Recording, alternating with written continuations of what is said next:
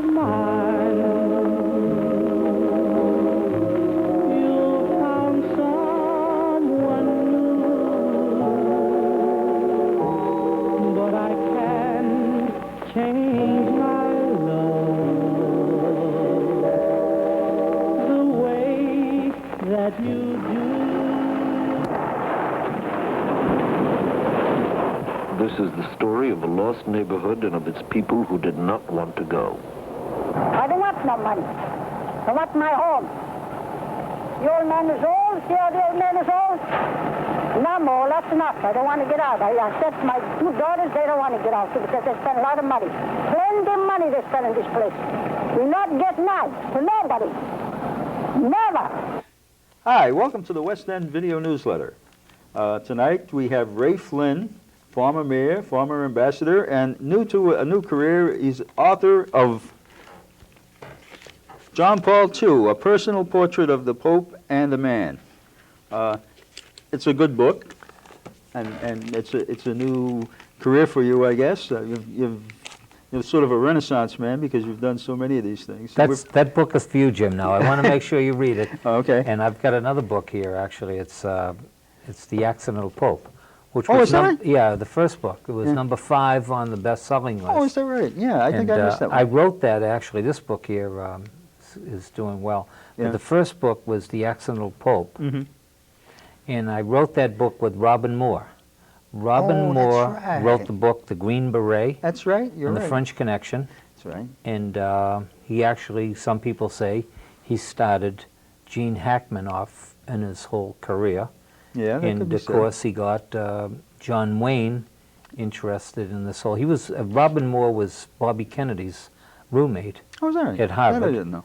And Yeah. John Kennedy asked him to do a book on the Special Forces, the Green Beret. Right. And Robin saw me on TV one night, Yeah. and he liked the way I was able to narrative Yeah. of my experience as the United States ambassador. And so we put this book together, The Accidental Pope. Was that fiction or? It was a novel book, Right, yeah. okay. And it's possible, Jim, that it will be a movie. Oh. And they're looking at it very closely for it to be a movie of the intrigue of the Vatican Yeah. and the relationship between the White House and the Vatican, the Catholic Church. So looking forward to it. Yeah, there is quite a bit, I guess, of what you call intrigue in that, because a lot of people really don't know what the Vatican is or does. I'm Catholic, and I really don't know. Well, think about it. Think about it. Yeah. You've known me for years Right. and years and years, and the people of this area have known me for years Right. and years, and they've known me as mayor, Right. as Boston. And you're a great mayor. I got to say. Well, I say thank one you. thing, because, and I tell everybody this, I said, when Ray Flynn was mayor, he helped West Enders, not because he had anything to gain from helping West Enders, or because he was a West Ender, or the only connection he had with West Enders was he played basketball against us once in a Oh, while. boy. And I said, and he did it because he thought we got a bad deal. Well, okay? I'll tell you that. And that kind of man, right, I said, deserves whatever, Jim, I subscribe to the West End, your newspaper, right. and I think it's a great newspaper to keep people informed. But you couldn't possibly imagine the pride and the joy that that newspaper brings to people like me, Right. as you say, Right. was not a West Ender, but yet at the same time I know the West End, and I know many people not like you do, but Right. not like the people who live down there. But I do have you're Italian, I'm Irish, Right. but I have a fierce sense of commitment to injustice. Yeah, that's true. And that's permeated with me, and that's why I think I wrote the book about John Paul II, because he's a similar kind of man. He's Lithuanian, he's Polish. Is he Lithuanian? Well, his mother was Lithuanian. I didn't know that. His mother's Lithuanian, his father's Oh, Polish. okay. He was born in Wadowice, which is about 45 miles outside of Krakow, and I studied there. I went there to study this man. But anyway, I think that the West End, and I know that the West End is like it's like the West Side Story. So there's a connection to that. And finish what you're saying and afterwards. Well, it's not just the west side of Right. New York. Right. The West End is like it still is a image. Right. It's like, what's the play? I keep thinking about it, Scotland. They say Brigadoon. Brigadoon. Yeah. Yeah, Brigadoon. They say it's Irish, but it's really not Irish. How are Right. things in Glockmore? Right. You know, Right. it's all made up. Right. You know, it's made up. Well, the West End wasn't made up, Right. but it's still very much in the minds Yeah. of people. Well, Peter Gilzinis was here once, and he called us the neighborhood of the mind. Really? Yeah, that's good- I thought good that way was of good. looking at Yeah, it. Yeah, he says, you know, you're still together. You're there with everything except the buildings. And I just hope that through your work, through the work of the newspaper, Mhm. the West Ender, in the work of other operations, that we can keep the memory of the West End. You know, you said something to me one time. I was running for Congress or Right. mayor, I forget what it was, and I said, Jim, do you ever think that this could ever happen the West End could ever happen in any other area of Boston, the United States? And you looked at me in your very enlightened, sophisticated, streetwise, you know, West End smarts, said, it's happening in South Boston. Yeah. And I balked at that. Yeah. I didn't want to hear that. Yeah. But you know what? It is It is. happening in It South is definitely Boston. happening, And yeah. it could happen in so many Happens other in the North communities. End, too. Yeah, happen in the North Happens End. a different way, okay? Happens Yeah. a different way. Yeah. But it happens. But you've kept that memory alive, and I think we started off talking about John Paul too, did we? Yeah, I think so. We'll get right back to him. So the only thing I want to say about the West Side Story in the West End Yeah, is Leonard Bernstein, yeah. for, I don't know, it may have only been as little as a year and a half or 2.5 years, was the music director down at the Elizabeth Peabody House. Ah. And he ran the stage. He's originally from Lawrence, But, you know, that was a while back, and Yeah. it's all sort of like, and there's the West End. Right. He wrote the music for the West Side Story. right, and he went to New York and he wrote West Side Story, but he spent some time in the West End. How many people are originally from the West End and South Boston, I might add? That's Let right. me throw that in if you don't mind. My mother was originally, she came to this country from Lithuania, and I guess the family originally went to Southie. And then afterwards, they moved up to the North Shore. And then when they tore the West End down, she was thinking about going back to Southie. But at that time, there weren't many apartments anywhere. Yeah. You know, Well, because there was so many people when I going wrote up. this book about John Paul II, Mhm. I've known John Paul II, Carol Vatia. Yeah. He wasn't John Paul II. I've That's known him right. since 1969.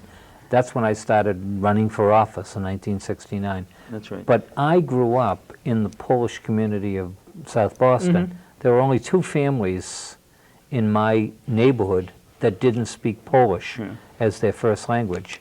In fact, I was baptized in Our Lady of Czestochowa, right. which is the national Polish church. My daughter, Maureen, is a school teacher at Our Lady of Czestochowa, St. Mary's, and that's where I got to meet John Paul II, Okay. Karol Wojtyła. Right. He was priest, he was Archbishop of Krakow Right. at the time, and just an extraordinary opportunity. And Mhm. you know, I have to admit to you, I never thought at the time that I was able to. I didn't have a crystal ball that I could predict that he would be the leader of the Roman Catholic right. Church.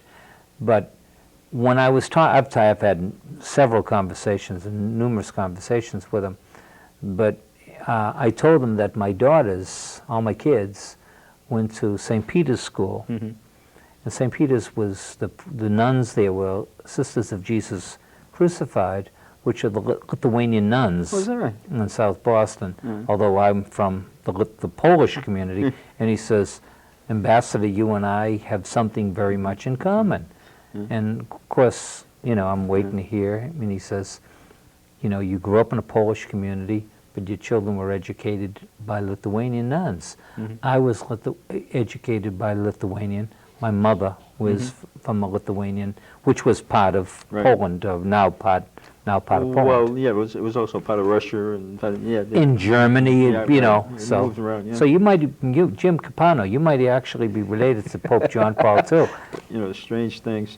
I think I'm leading not an exemplary life, but at least one that would get me. Well, to the- carrying on the fight for social and economic justice, I think, is what this Pope here, John Paul II, is Right. really all about. I mean, think about this man, Jim. Is that why you wrote the book? Or? Yeah, you know, think about the man. You know, he born and brought up in Poland, Mm-hmm.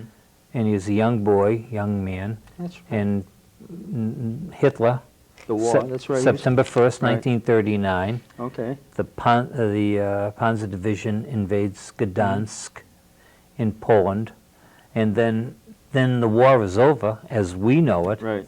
and then what happens, Stalin comes in That's right. and takes over, dominates Poland. Think about that for a life, Jim, you know? Yeah, You know, and he studied to be a priest under the most oppressive forms of Did oppressive he forms decide to of become a government. priest after the war?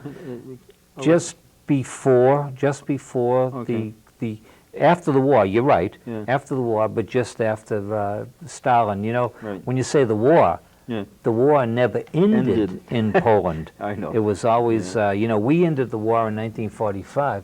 You might argue that the war just began in Right. Poland in 1945. So here, these are people that have, you know, when you think about Lithuanian, the Baltic countries, Lithuania, Poland, and Latvia, Latvia, Estonia, yeah. in Estonia, I mean, you're thinking about the most courageous people. I mean, that's why Mm-hmm. you know, Tip O'Neill used to say all politics is local. Yeah. And I used to say, I don't know if I agree with that one. Mm. Because in my opinion, I grew up in an ethnic Right. Enclave, yeah. enclave, you know, Lithuanians, Mm-hmm. Italians, Polish, Mm-hmm. Albanians, Greek in South Boston, as you did down the West End. Yeah. And you had Syrians, and you had everything down there. And I think that's what makes, they made those areas very, very special. And I think this, and that's how we can identify. I think a lot of us, that's how we can identify with Pope John Paul II.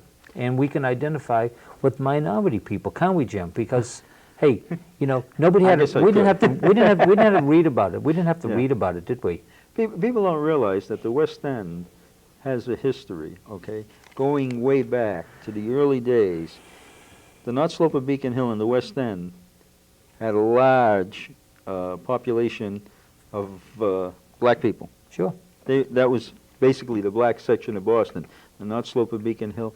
What happened was all the immigrants started coming in from, you know, like Ireland and everywhere. Remember the guy that I used to play ball with, L.D. Moore? Oh, yeah. L.D., a good ball player? Still is. Who was the coach? Butto Greenberg. Yeah, Butto Greenberg, that's right. He the coach of the I old think West he died End. about 2 years ago. Did he? Yeah, but Yeah. yeah, it was a good family. Those were great days, huh? Mhm. What great memories there, the West End there. And I want to compliment you and that great article that it was actually in Oh, the Wall Street, the yeah. Wall Street Journal Yeah. article. Did that get picked up by the Boston papers? No. That's amazing. Yeah, I thought it was. I thought it would have generated some kind of, or even a talk show or two. I thought it would have said, wow, you know, gee, this is, you know, but it just sort of get I flattened mean, out. it's the largest circulation newspaper in the world, Yeah. the Wall Street I'll Journal. tell you what happened. Well, you know, I do the papers and everything, right? Yeah. And a woman comes up to me and she says, "Are you the guy that was in?" This is like the week after it come out. She says, "Are you the guy that they were writing about?" I said, "What do you mean by they're writing about?" She says, "In the Wall Street Journal." I said, "Yeah, that was me." She said, "I was reading about you from Lebanon to Paris." Wow. You know, give you sort of a boost. I think your hair looks pretty good. They were knocking you down a little bit. They said you had grease in your hair or something like that. Well, there. I don't know what it was. You know, maybe at the time it was, you know. And then they would give us your description of the Molotov cocktail. How does You know, it go? everybody asked me that. Everybody asked me that. And there was, and I guess if you see what happens is when the bottle hits in those days they were glass bottles. Now you couldn't do it Now you're because talking to plastic a guy from bottles. South Boston now. You know, you don't have to tell me about these things. When it hits, right, and it ignites, there's this sound, and it's like air rushing, and it goes. Whoom. Yeah. Then it goes. Whoom. Yeah. You know what I mean? And it amazed me when it happened. I guess when it That's happened, it just went into my brain. 1958 in Yeah. the West End. Right, Yeah. and it just amazed me because it's stuck in my brain, and that's all I can remember about that night. I mean, I can remember the rest of the night, but not clearly. The only thing I can remember. What about your really friend Mr. Rappaport there? Some fella called me up and they wanted me to do a profile. Yeah, they wanted and me to I said, do it. well, I said, I'll tell you what. I said, I don't think you'd be happy with what I have to say about how the West End was dismantled. So look, I'm giving you fair warning. Yeah. You know, I'm not going to change my position to get in a book or a newspaper or a movie. So they didn't call me back. and I remember when you put Paul Barrett in the BRA. Yeah. We had Paul on the show a couple times. I don't know, where is he? Does anybody know where he is? He got remarried. His Okay. wife was a wonderful girl. Yeah. Tragically, Had trouble. she died. Oh, she died? I knew she was died. very sick, yeah. Very sick, a wonderful girl. Crystal, one of the finest girls I ever met in my life. Yeah. And he married, I think, probably a niece of Jim Curley, former mayor Oh. of Boston, James Michael Curley. With Paul Barrett, we try to correct that injustice. That's right. And then Tom Menino, what, just dropped the ball? Oh, totally. Whatever you did for us, right? Yeah. He went like 180 degrees. the Why? other way. The only thing I can think of, okay, is that guy Groden, right? Michael Yeah. Groden. Yeah, he is very interesting. He is very strong with them. Maloney, him, Bob Keane, all the people. Is that right? Yeah, they're very influential with Menino, and I think somehow that we got power played out of it. Which They is- should have at least done the museum. Yeah, at least. I Well, mean- they're still saying they're doing it, but they don't want me to have any part of it. They say I'm a what do you call it? A divisive person. Well, you're the person who knows most about it. You know the history. You know where the bodies are buried. That's So what they're one they fear person of told me, you. said, You know what it is, Jim, though? Yeah. I've found, you know how many years I've been in politics? 35 years. I've always found out what people fear, power institutions fear most. Yeah, You know what it is? Truth. yeah, They don't want to hear the truth. that's right. And they do everything to cover it up. And they do, not only do they do everything to cover it up, but there's so much revisionist history. If you get the Boston Globe or the Boston Herald, all they do is recycle old stories, make it in conformity to their, you know, to traditional power wisdom, structure, yeah. to the power structure of the city. Okay. It is all changing Well, that's history. one thing about you. You were not from the power structure. You weren't supposed to be elected mayor, as far as the power structure is I'm concerned. not even supposed to be here. I'm not even supposed to be on the Jim Capano show. Yeah, probably not. Probably not.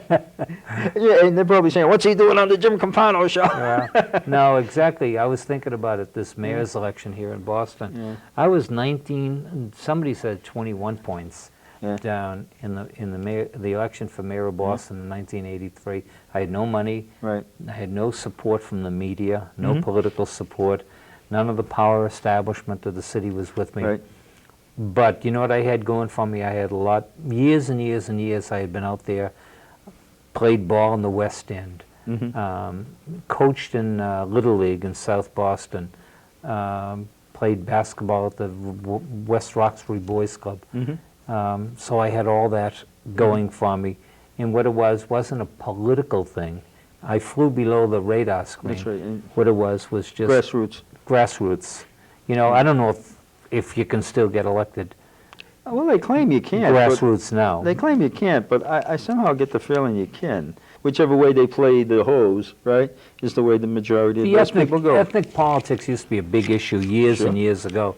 And that's why I really fell in love with Karol Wojtyła, Yeah. John Paul II, because I saw in him not just an average political Polish guy, but just a certain character that I've seen and grown and brought up with all my years, South Boston, Dorchester, and West Roxbury, and so forth.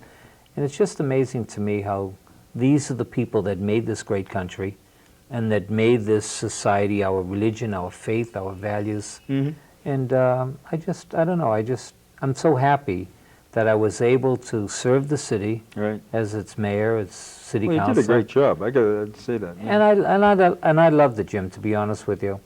And this new venture that I'm involved in, I'm doing television now. Is that right? Yeah, I'm doing radio, and I'm Oh, okay. I know you were doing for a while there. yeah, and I'm going to be doing a new radio show in Boston Good, good. and doing a television show nationally. And I really and truly, believe it or not, I love writing. I've just picked that up. I do Yeah. that. I try to write 3 or 4 hours every Yeah. single day. I want to write a definitive profile on Boston.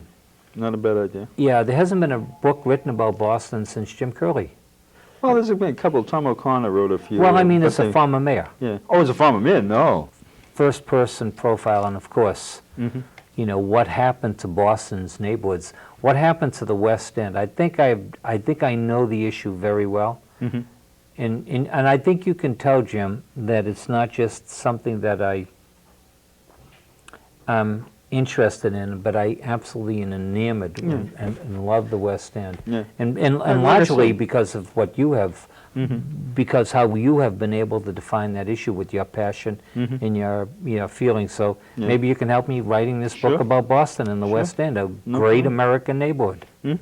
Yeah, it was, well, like I told you, there was a lot of strange things that happened in there. It was, anywhere from, depending on, like you're talking Albanian, Athanas, he came from Anthony. he came from the West End. Anthony's having his birthday party in 2 weeks. Is I'm that right? going to say a Beautiful. few words. Say hello to him. Was he from here? No, West End. No, I thought he was from South Boston, D Street. No, Athanas was in the West End. Oh, Matter of fact, Peter wow. Lucas, who used to write for the Herald, Sure, used I to know live in this Peter. building. We used to live in this building. Peter moved out when he was 11 to Somerville. Okay, And Anthony Alan Lupo, was Alan Lupo from the West Alan End? Lupo was never from the West End. Alan Lupo was a great guy because we went to, I don't know if you remember, you were mayor then, and Charles River Park wanted to build housing on that last lot, okay? And the people from Charles River Park got up and said, if we let those people in, it'll become an instant slum, and he started this, and I got up, right? Is that right? I got up and I had a big argument with them, right? So the next day I go home, I feel like I'm, because we're not really technically part of the neighborhood anymore. You know what I mean? We're institutional memory for all practical purposes. And I pick up the paper, I open to the op-ed page, and there's Al Lupo's column. So I start reading it. It says, if those people from Charles River Park don't like it, why don't they go back to the suburbs? Lupo might be from Water. He's been from Winthrop. Matter of fact, he wrote a book. Winthrop, right. He wrote a book, and he was here about 4 months ago. And he wrote, I think it was called "The Messiah is Coming" or something like that. It was about Jewish If working you want to people. become a great writer about urban politics for the Boston Globe, you have to be from Harvard, liberal, young, from out of the state of Massachusetts. But we're not interested.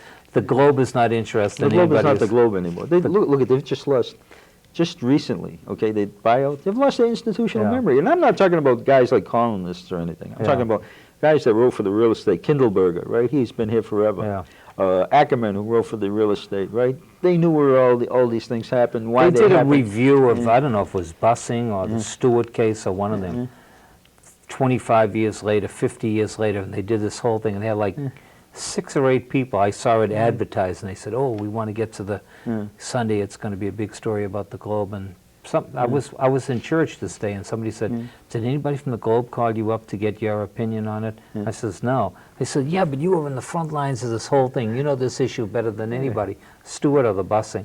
And when they don't even go back and they ask, but there's no institutional memory. Well, let's get back to the book now, because Thank you. That'd be great. we've gotten a little bit away from it. But But we could talk all night about so many issues. Yeah, we can talk politics, or old politics, new politics, what's happened in Boston. But the book is I know it's selling fairly well. It's doing very well. This book and the other book, The Accidental Pope. Accidental Pope is number 5 on the best-selling list, believe it or not. This book here is doing very well. It's you know what it is, Jim? It's not a story about religion. Right. You don't have to be Catholic to be interested in reading it.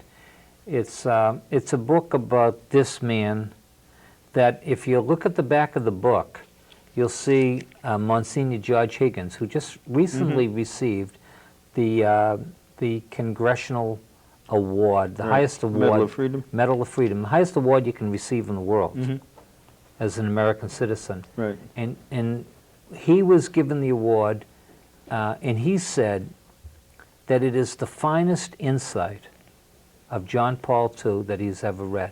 In other words, there's been a lot of books written about John Paul II and about religion, but nobody has captured, as he says in this book, nobody has captured John Paul II as well as Ray Flynn.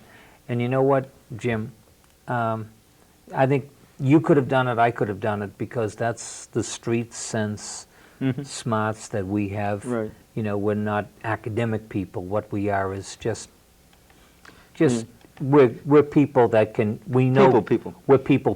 We know good people when we see them. That's right. And, not putting John Paul II in that category, but, we can tell a phony when we see one. Yeah. Usually you can sniff one out real quick. Yeah, you can sniff them out real well. And this man is valid. He's legitimate. And as I say, he's been my friend since 1969.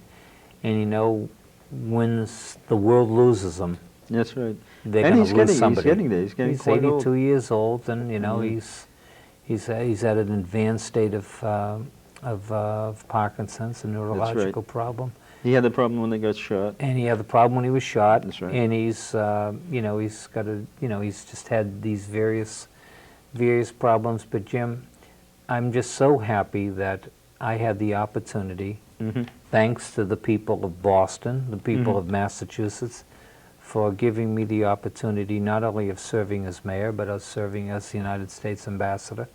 And I was able to learn more about the world and foreign policy in John Paul II than... I still have your pin. I'm glad, yeah. Ray Flynn, U.S. Ambassador, Dom D'Ambrosio, when he was working for you guys... That's right. He had a bunch of pins that he was giving out as souvenirs. He gave me one, and I put it away, yeah. Well, I'll tell you, I had a great experience, my whole family. My family's growing up now, and they're getting married, and I'm grandfather and Me so too. forth.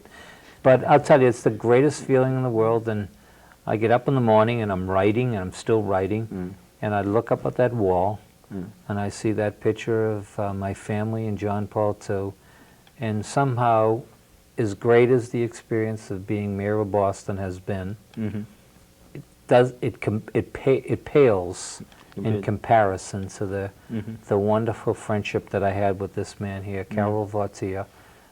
Jim, I have to tell you this, that I can say this to you and to the audience here, that when I became ambassador, I always had a deep degree of respect and admiration for John Paul II. I'm 61 years old. I can honestly tell you, without any fear of embarrassment, I absolutely love the man. I absolutely love the man. He's very special to me, and I just don't know how to tell you that. Yeah. It's very emotional to me. Unfortunately, we have not just here in this country, but all over the world, people are falling out of religions. Yeah. I mean, it's not just Catholicism. Yeah. It's everything. Even Judaism, to a large It's extent. not even religion, Jim, is it? It's I don't know if it's religion as it is of respect and values and understanding for one another. I mean, I assume you're Italian, I assume you're Lithuanian, and you're Catholic, but that's not my friendship with you. My friendship with you is you're a good man. Yeah, on a one-to-one level, yeah. And it's one-to-one level, but it's, you could easily tell me that you're a Muslim, you could tell me you're Jewish, you could tell me you're a Protestant. Right. But it's just certain values that we were born and brought up with. And, you can't take that away from us. You can give us more money. Maybe we would like a few more dollars when we were kids growing up, or young people growing up, would have had a better house, better job, whatever. But they can't take those values away from us, can they? So all I can say is, as far as I'm concerned, go out and buy the book if you can. Down the library. You can get it down the library. That's down right. The library. That's where I get all my bucks. That's always a good choice. So Ray, it was nice having you here, and we got to finish up now. And see you at the next West End Video Newsletter.